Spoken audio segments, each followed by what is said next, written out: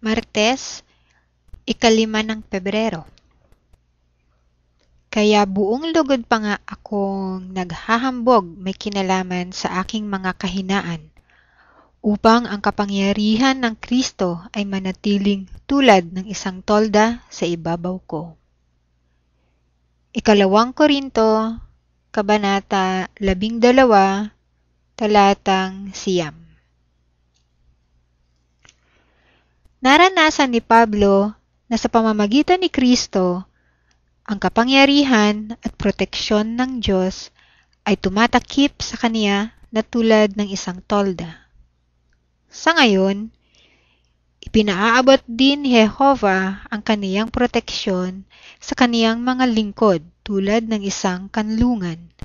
Sabihin pa, hindi naman pinatitigil ng isang tolda ang pagpatak ng ulan o paghihip ng hangin, pero naglalaan ito ng proteksyon laban sa gayong mga puwersa ng kalikasan.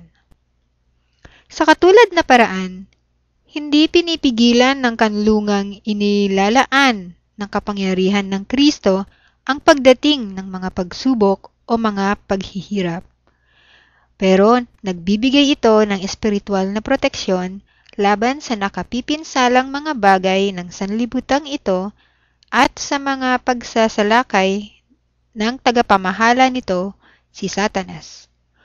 Kung nararanasan mo ang isang pagsubok, makatitiyak ka na alam ni Jehovah ang pakikipagpunyagi mo at tumutugon siya sa tinig ng iyong pagdaing.